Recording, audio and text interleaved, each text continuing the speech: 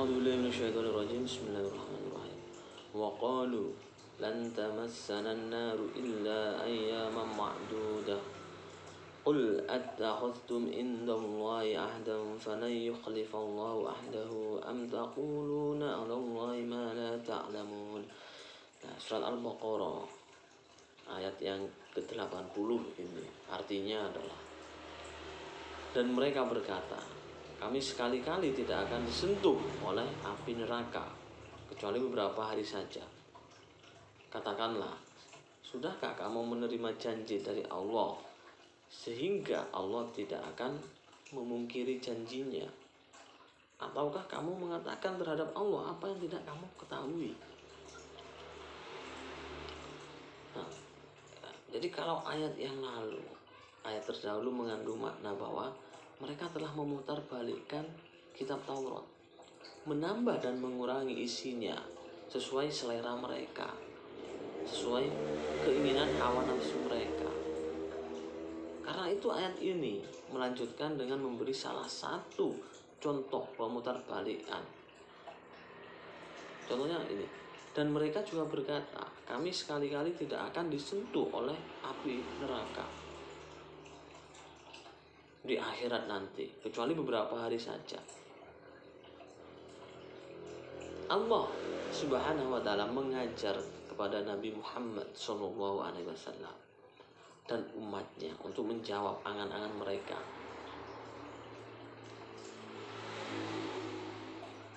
Katakanlah, hai Muhammad, sambil menolak anggapan mereka dan mengecamnya, sudahkah kamu menerima menyangkut apa yang kamu katakan itu janji dari Allah, sehingga dengan demikian Allah tidak akan memungkiri janjinya, dan kamu benar-benar tidak akan disentuh api neraka kecuali beberapa hari. Sudah, adakah janji itu? Ataukah kamu mengatakan terhadap Allah apa yang tidak kamu ketahui? Jadi firman Allah, lan tamassanan nar, kami sekali-kali tidak akan disentuh oleh api neraka, merupakan itu ucapan mereka. Nah, perhatikanlah bagaimana mereka berkata disentuh, artinya terkena sedikit, yakni tidak banyak. Itu pun kecuali beberapa hari saja, yakni 40 hari selama kami menyembah sapi, atau 7 hari sebanyak hari-hari dalam seminggu. Demikian yang terdengar dari mereka, menjelaskan makna beberapa hari itu. Jadi Allah membantah mereka melalui perintahnya kepada Nabi Muhammad. Tanyakanlah, sudahkah, yakni pernahkah kalian menerima janji Allah? Tentu saja kalau janji itu ada, pasti Allah tidak mengingkari janjinya.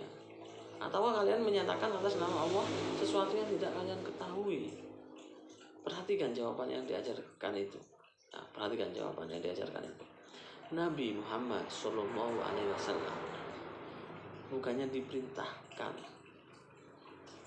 untuk berkata, ataukah kalian berbohong, membuat-buat ucapan atas nama Allah yang tidak dia ucapkan. Yang berbohong pasti mengetahui bahwa dia membuat-buat ucapan. Redaksi yang diajarkan untuk ditanyakan kepada mereka tidak secara kasar menuduh mereka berbohong. Memang di celahnya ada kesan bahwa ucapan itu tidak benar, tetapi ketidakbenarannya bukan karena berbohong, melainkan karena mereka tidak mengetahui. Itulah yang diajarkan Allah untuk diucapkan oleh Nabi Muhammad SAW. Ya. Jadi perlu digarisbawahi bahasanya pesan yang dikandungnya sama, tetapi yang diajarkan untuk diucapkan itu lebih sopan dan tidak menyinggung perasaan.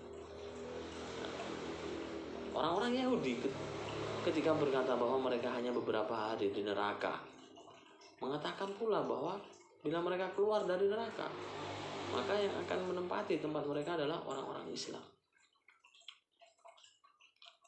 Nah, kemudian Imam Bukhari meriwayatkan melalui Abu Hurairah bahwa ketika Khaybar dikuasai kaum muslimin, orang-orang Yahudi menghadiahkan kepada Nabi Muhammad SAW, makanan yang terbuat dari seekor kambing yang beracun. Nabi Muhammad SAW memerintahkan agar mengumpulkan semua orang Yahudi yang ada di sekitar Khaybar. Kemudian beliau bersabda, saya bertanya kepada kalian tentang sesuatu, apakah kalian akan menjawab dengan benar? Mereka mengiyakan. Kemudian Nabi bertanya, siapa ayah kalian? Mereka menyebut si A.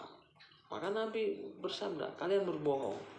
Ayah kalian adalah si Fulan. Mereka berkata, engkau berkata benar lagi jujur. Lalu Nabi bertanya, siapakah penghuni neraka? Mereka menjawab, kami akan masuk neraka beberapa saat. Kemudian kaum muslimin akan menggantikan tempat kami. Kemudian Nabi menjawab, terkutuklah kalian di dalamnya. Demi Allah, kami sekali-kali tidak akan menggantikan kalian. Nabi kemudian bertanya tentang racun yang mereka letakkan di kambing yang disuguhkan kepada beliau.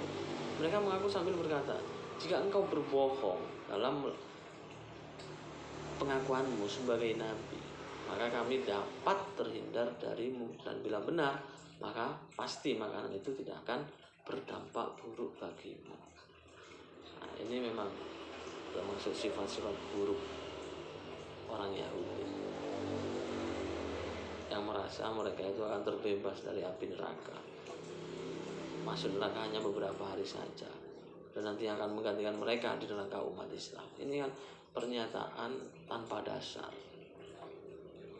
Nah, akan tetapi pernyataan itu diyakini oleh mereka karena mereka itu sudah disesatkan oleh pemuka agama mereka. Tadi disesatkan dengan merubah isi Taurat sehingga diyakini dibaca oleh para penghuni Yahudi, padahal isinya salah. Sehingga ya sampai sekarang pemikiran kaum Yahudi ya salah kaprah.